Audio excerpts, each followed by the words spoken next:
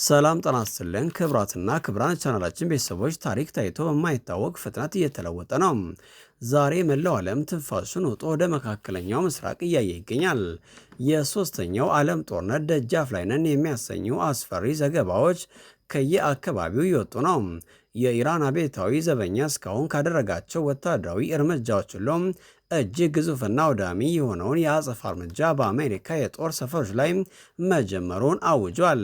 ይህ ተራ ግጭት አይደለም። ይህ በመላው መካከለኛው ምስራቅ የሚገኙ የአሜሪካን ወታደራዊ ይዞታዎች አመድ የማድረግ የተቀናጀ ዘመቻ ነው።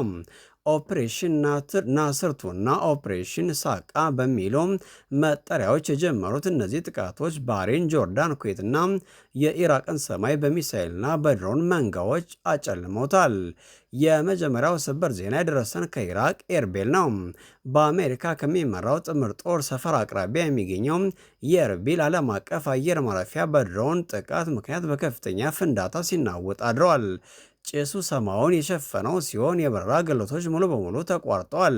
በሌላ በኩል ደግሞ በኩዌት የሚገኘውና ለአሜሪካ ስልታዊ ጠቀሜታ ያለው የአሊ አልሳኔ አየር ማረፊያ በኢራን የድሮን ጥቃት ሲጋይ የሚያሳዩ መረጃዎች ወጥተዋል። ኢራን 6 ግዙፍ የጦር አውሮፕላኖችን ማቆሚያ ቤቶች፣ የጦር መስሪያ ግምጃ ቤቶችና የመኖሪያ ህንፃዎችን ወድመዋል ስትል በኩራት አስታውቃለች። በአሜሪካ ወታደሮች ላይ የደረሰው የሞትና የቁስል አደጋ ከፍተኛ እንደሆነ ቢነገርም የፔንታጎን ባለስልጣናት ግን አሁንም መረጃውን ለመደበቅ እየሞከሩ እንደሆነ ተገልጿል። ኢራን $1 ቢሊዮን በላይ የሚያወጣው የአሜሪካ ታድ የተራቀቀ የሚሳኤል መከላከያ ዘዴ አመድ መሆኑን የሚያሳዩ አዳዲስ ምስሎችን ለዓለም አጋልጣለች። የኢራን ጦር የማሳወር ስልት የተባለ አዲስ የታክቲክ ጥበብን ተግባራዊ እያደረገ ይገኛል። ይህ ስልት በአሜሪካ የሚመሩ የአየር መከላከያ መረቦች ለጥቃት ምላሽ ከመስጠታቸው በፊት የራዳር ስሜቶቻቸውን በድሮን በመምታት ማሳወር ላይ ያተኮረ ነው። የሻሂድ ድሮን መንጋዎችን በመጠቀም የአሜሪካን መከላከያዎችን ካሰለችው በኋላ እጅግ ገዳይ የሆኑትን የባለስቲክ ሚሳይሎች በማስወንጨፍና የአሜሪካን ቴክኖሎጂ ዋጋ ቢስ አድርገውታል። በባህሬን የሚገኘው የሼክ ኢሳ አየር ኃይል ማረፊያና በጆርዳን የሚገኘው አልአዝራቅ አየር ማረፊያ የነዳጅ ማከማቻቸውና የአውሮፕላን ማቆሚያዎቻቸው በእሳት ኳስ ተለቀዋል። እንዲያውም እጅግ የሚያስገርመው አሜሪካ ለወታደራዊ ግንኙነት የምትጠቀምበት በባህሬን የሚገኘው የአማዞን ዳታ ሴንተር በጥቃቱ መመታቱም የኢራን የስለላና የታለመ ጥቃት የማድረስ አቅም ለዓለም አሳይቷል። በዋይት ሀውስ በኩል ያለው ሁኔታ እጅግ አስገራሚ ነው። ፕሬዚዳንት ዶናልድ ትራምፕ በኢራን በኩል የላኩት ብቸኛ የተኩስ አቁም ስምምነት ጥያቄ ኢራን በንቀት ውድቅ አድርገዋለች። ቴህራን የሆርሙዝ ባህረ ሰላጤና የባቢል መንደብ የባህር መስመሮች ዕጣ ፈንታ ሳይወሰን ምንም አይነት ሰላም የለም ስትል አቋሟን አስታውቃለች። ትራምፕ ኦፕሬሽን ኤፔክ ፌሪ የተባለውን ግዙፍ ወታደራዊ እርምጃ ለመጀመር እያሰቡ እንደሆነ ሲናገሩ፣ የኢራን ውጭ ጉዳይ ሚኒስትር አባስ አራቅቼ ግን ከባድ ማስጠንቀቂያ ሰጥተዋል። አሜሪካ በኢራን መሰረተ ልማቶች ላይ አንዲት ጥይት ከተኮሰች ቀጣዩ የሚሳይል ዝናብ የሚያርፈው በእስራኤል ቴል አቪቭ ላይ ይሆናል ብለዋል።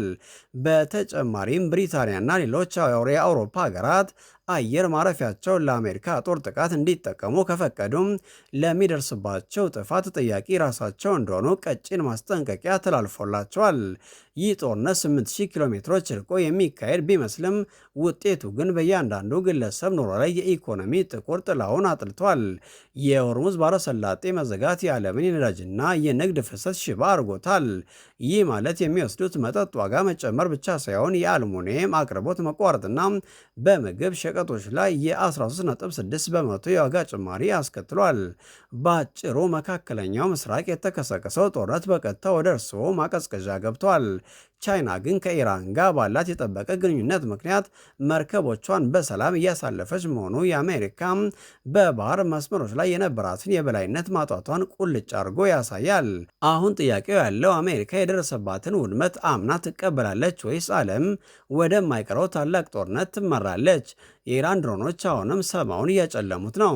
የምዕራባውያን ደህንነት መረቦች ኢራን የመጀመሪያውን ጩባም ልትሰነዝር ትችላለች ሲሉ አስጠንቀዋል።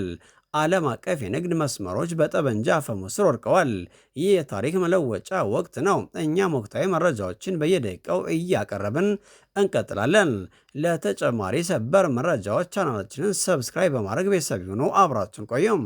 ውድ የተከበራችሁ የቻናላችን ቤተሰቦች ይህንን ዝርዝርና አስደንጋጭ ዘገባ ስንቋጭ አንድ እውነት እንደ ፀሐይ በርቶ ይታያል። መካከለኛው ምስራቅ በአሁኑ ሰዓት በአንድ ትንሽ ስህተት ሊጋይ እንደሚችል የባሩድ ክምር ሆኗል። በአረብ ሀገራት ላይ የተሰነዘረው የተቀናጀ የድሮና የሚሳይል ናዳ ቀደም ሲል በአካባቢው የነበረውን የአሜሪካን የማይደፈር ወታደራዊ የበላይነትና የደህንነት ጥላት ጥያቄ ውስጥ ጥሎታል። ቢሊዮን ዶላር የወጣባቸው የታድና የፓትሪዮት ሚሳኤል መከላከያዎች በኢራን የማሳወር ስልትና ሻይ ድሮኖች ስጋዩ ማየት የ21ኛው ክፍለ ዘመን የኃይል ሚዛን በከፍተኛ ፍጥነት እየተለወጠ መሆኑን የሚያሳይ ትልቅ የታሪክ ማሳያ ነው። ይህ ጦርነት በጀነራሎች የጦር አውድማና በወታደራዊ ካርታዎች ላይ ብቻ የሚወሰን አይደለም።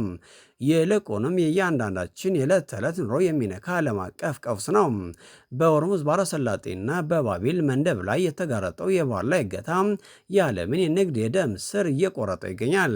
ከነዳጅ ዋጋ መናር አልፎ የየቤታችን ማቀዝቀዣ ውስጥ በሚገኙ የምግብ ሸቀጦች ላይ የታየው የ13.6 በመቶ የዋጋ ጭማሪ ጦርነቱ በሺዎች ኪሎ ሜትሮች ርቆ ቢካሄድም በየቤታችንና በየኪሳችን መግባቱን ያረጋግጣል።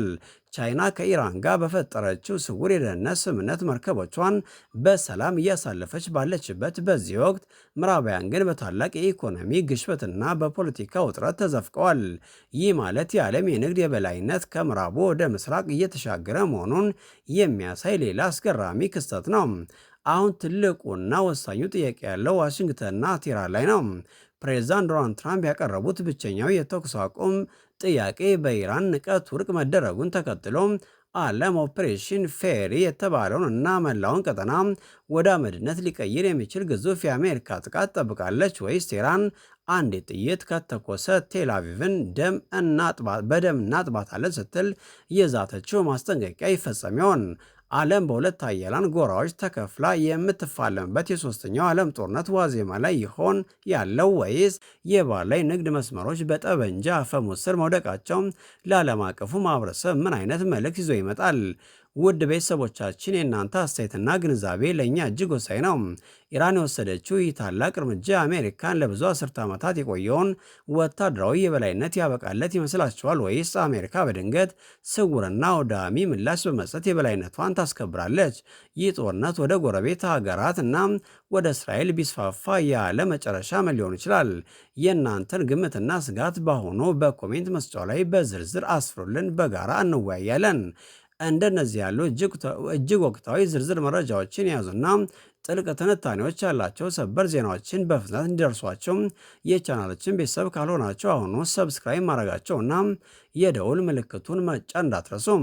ሁሌም ቀዳሚ መረጃ ሰሚ እንዲሆኑ እናደርጋለን። ይህ መረጃ ለሌሎች እንዲደርስ እና ዓለም ያለችበትን ሁኔታ እንዲገነዘቡ ላይክ እና ሼር በማድረግ ታላቅ ትብብረውን ያሳዩን።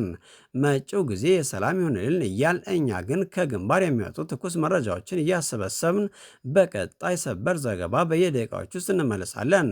እስከዚያው ድረስ እውነትን ከኛ ጋር እየፈለጋችሁ በያላችሁበት በሰላም ቆዩልን። ጤና ይስጥልን።